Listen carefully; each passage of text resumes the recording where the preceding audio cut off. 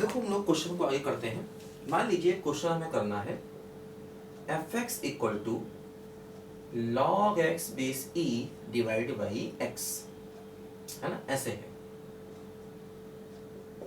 या ऐसा भी कह सकते हैं कि f x equal to l n x by x, है ना, लॉग एक्स बेस ई को हम एल एन एक्स भी कह सकते हैं। इसमें हमें मैक्सिमम और मिनिमम चाहिए। इस फंक्शन का हमको मैक्सिमा और मिनिमा चाहिए है। देखो ध्यान दो, सबसे पहले तो देखो इस फंक्शन का डोमेन क्या होगा, x ग्रेटर देन 0 होगा, क्योंकि देखो लॉग तभी डिफाइन है जब 0 से बड़ा हो। ठीक है, अब देखो अगर हम इसका डिफरेंशिएशन करें तो क्या होगा, देखो डिनोमिनेटर इनटू न्यूमरेटर का differentiation minus numerator into denominator का डिफरेंशिएशन अपॉन डिनोमिनेटर का होल स्क्वायर। ठीक, देखो डिनोमिनेटर इनटू न्यूमरेटर का differentiation minus numerator into denominator का डिफरेंशिएशन अपॉन डिनोमिनेटर का होल स्क्वायर। देखो क्या हुआ, ये हो गया f dash x equal to देखो 1 minus log x base e upon x square. देखो ऐसा हो गया ये, ठीक है, एफ डैश एक्स, है ना, क्या हो गया बोलो, F dash x 1 minus log x base e upon x square. ठीक है, ये देखो यहां से हमें एफ डैश एक्स की वैल्यू मिल गई। अब देखो हम ये देखें आखिर एफ डैश एक्स कब 0 होगा और कब अनडिफाइंड होगा। देखो जैसे 0 पर एफ डैश एक्स अनडिफाइंड होगा, लेकिन 0 हमारी डोमेन में नहीं है, तो इसलिए 0 पर हम मैक्सिमा या मिनिमा की बात नहीं करेंगे, है ना। 0 पर फंक्शन, है ना, 0 पर एफ डैश एक्स अनडिफाइंड है, लेकिन 0 हमारी डोमेन में नहीं है, इसलिए 0 पर मैक्सिमा मिनिमा की बात नहीं करेंगे। अब देखो डिफरेंशिएशन 0 कब होगा, अगर हम डिफरेंशिएशन को 0 करें तो क्या बचा, देखो 1 minus log x base e upon x square बराबर 0, तो 1 माइनस लॉग एक्स बेस ई बराबर 0, तो लॉग एक्स बेस ई बराबर 1, x बराबर e की पावर 1 यानी e हो गया। देखो x बराबर e पर डिफरेंशिएशन 0 है, तो देखो यहाँ पर x बराबर e पर ये फंक्शन कंटिन्यूअस है।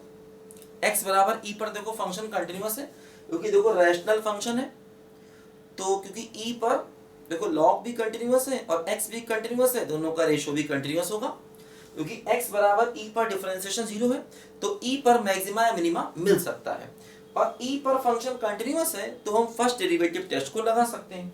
देखो जैसे क्या होगा, f डैश x ये दिया गया है 1 minus log x base e, ठीक है, और अपॉन एक्स स्क्वायर। देखो क्या होगा, अगर हम e के लेफ्ट में जाएंगे तो log की वैल्यू 1 से, देखो log का ग्राफ ऐसे चलता है, देखो ये होता है log x बेस e का ग्राफ, ये x इक्वल टू 1 होता है, यहां पर देखो कुछ e होगा, e पर फंक्शन की वैल्यू 1 होगी। देखो फंक्शन क्या है, फंक्शन है log x बेस e, तो क्या होगा, देखो जब आप x को e रखोगे तो y की वैल्यू 1 आएगी। देखो अगर x e से कम है तो log की वैल्यू 1 से कम है, तो log की वैल्यू 1 से कम है, ठीक है। अगर x e से कम है तो देखो log की वैल्यू 1 से कम है, log की वैल्यू 1 से कम मतलब f डैश x क्या हो गया बोलो, पॉजिटिव हो गया, ध्यान दो, ठीक है। अगर x e से ज्यादा है, e से ज्यादा, तो log की वैल्यू क्या हो गई बोलो, 1 से ज्यादा, और अगर log की वैल्यू 1 से ज्यादा तो देखो f डैश x क्या हो गया बोलो, नेगेटिव हो गया, ठीक है। एक्स स्क्वायर तो हमेशा पॉजिटिव है, उसको देखना ही नहीं है, एक्स स्क्वायर तो हमेशा पॉजिटिव, उसको देखना ही नहीं है, ऊपर के टर्म को देखो बस। तो क्या हो रहा है, देखो यहाँ पर e के पीछे f डैश x पॉजिटिव है और e के आगे f डैश x नेगेटिव है, मतलब पॉजिटिव टू नेगेटिव जा रहा है, इसका मतलब x बराबर e क्या हो गया, लोकल मैक्सिमा, है ना, x बराबर e क्या हो गया बोलो, लोकल मैक्सिमा हो गया। देखो अगर हम एक नजर इस फंक्शन के ग्राफ पर डालें कि भाई इसका ग्राफ कैसे बनना चाहिए पूरे फंक्शन का, ठीक, देखो क्या हो रहा है, जैसे अगर हम x को 1 लेंगे तो 1 पर log होता है 0 और y की वैल्यू हो जाएगी 0, तो 1 पर y की वैल्यू 0 हो जाएगी, ध्यान दो। x इक्वल टू 1 पर log 1 की देखो, x इक्वल टू 1 पर log की वैल्यू 0 होती है। देखो 1 पर ये x एक्सिस को क्रॉस कर रहा है, इसका मतलब x बराबर 1 पर log की वैल्यू 0 हो जाएगी। ठीक है, 1 पर देखो y की वैल्यू 0 हो जाएगी। देखो ध्यान दो, 0 के आगे ये फंक्शन डिफाइन है, e पर इसका मैक्सिमा या मिनिमा है। देखो यहां कहीं 1 होगा। देखो ध्यान दो, अगर हम 0 पर इस फंक्शन की राइट हैंड लिमिट निकालें, है ना, अगर हम 0 पर देखो इस फंक्शन की राइट हैंड लिमिट को निकालें, देखो उसको मिटा रहे हैं। देखो 0 पर इस फंक्शन की राइट हैंड लिमिट को निकालें, क्योंकि देखो 0 पर लेफ्ट हैंड लिमिट निकाल भी नहीं सकते, क्योंकि 0 के राइट में ही फंक्शन डिफाइंड है। तो अगर हम 0 प्लस करें, देखो 0 पर राइट हैंड लिमिट को निकालते हैं तो क्या होगा, देखो 0 पर राइट साइड से log जा रहा है माइनस इन्फिनिटी पर, है ना, और देखो ये 1/x ये प्लस इन्फिनिटी पर जाएगा, है ना। log जा रहा है देखो 0 पर राइट साइड से माइनस इन्फिनिटी पर, और 1/x जाएगा प्लस इन्फिनिटी पर, है ना।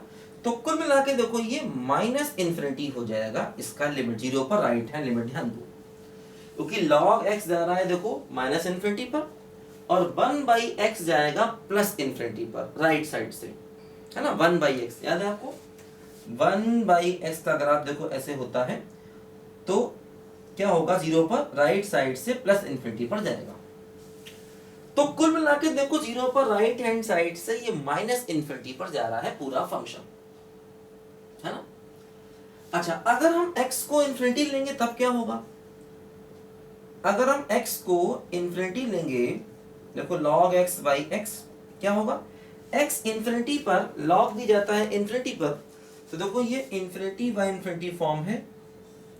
क्या करेंगे, देखो लॉपिटल लगाएंगे, तो log x का 1/x अपॉन 1, और 1 अपॉन इन्फिनिटी की वैल्यू देखो 0 हो जाएगी, ध्यान दो। तो मतलब इन्फिनिटी पर इसकी लिमिट 0 है, इन्फिनिटी पर इसकी लिमिट देखो 0 हो रही है, ध्यान दो। ठीक है, देखो e के पीछे इंक्रीजिंग है, e के आगे डिक्रीजिंग, और 1 पर y 0 हो रहा है। इन सब बातों को ध्यान दो। 0 पर right hand limit minus infinity, देखो 0 पर right hand limit minus infinity है, और 1 पर y 0 हो रहा है ना। देखो 1 पर y 0, देखो 1 पर y 0 हो गया, और 0 पर राइट हैंड लिमिट कितनी हो गई, बोलो माइनस इन्फिनिटी हो गई। देखो ध्यान दो,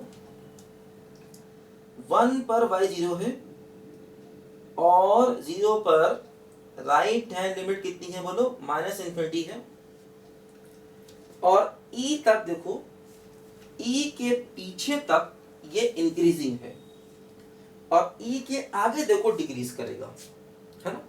और अगर x इन्फिनिटी पर जाएगा तो ये 0 पर जाएगा, ध्यान दो। अगर x इन्फिनिटी पर जाएगा तो देखो ये 0 पर जाएगा, ध्यान दो, ऐसे करके यहां पर। अगर x इन्फिनिटी पर जाएगा तो देखो फंक्शन 0 की तरफ जाएगा, और e पर देखो ये इसका लोकल मैक्सिमा हो गया है, e पर, है ना। e पर देखो इस फंक्शन का लोकल मैक्सिमा हो गया, ठीक है। और देखो इसकी वैल्यू 1/e होगी। अगर हम x को e रख दें, अगर हम x को e रख दें तो log e बेसी 1 और नीचे e, तो 1/e हो जाएगी y की वैल्यू, है ना। अगर हम x की जगह e रख दें तो log e बेसी 1, तो 1/e देखो इसकी वैल्यू हो जाएगी, यहाँ पर 1/e हो जाएगी, ध्यान दो। अगर हम x की वैल्यू को e ले लें तो फंक्शन की वैल्यू देखो 1/e हो जाएगी। तो देखो ये लोकल मैक्सिमम हो गया e पर, और लोकल मैक्सिमम क्या, ये ग्लोबल मैक्सिमम भी हो गया e पर, है ना।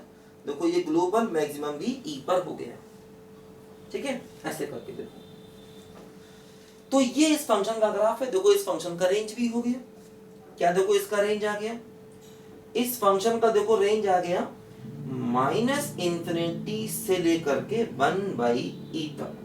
ये देखो इस पॉइंट पर इस फंक्शन की वैल्यू मैक्सिमम है, तो माइनस इन्फिनिटी से लेकर देखो इस पॉइंट पर वैल्यू क्या है, बोलो 1/e तक, ठीक है। ये देखो ई पर लोकल मैक्सिमा भी है और ग्लोबल मैक्सिमा भी है। एक्स को अगर इन्फिनिटी ले जाएंगे तो देखो वाई की वैल्यू ऑलमोस्ट जीरो होगी। जीरो पर राइट हैंड लिमिट क्या हो रही बोलो, माइनस इन्फिनिटी हो रही है।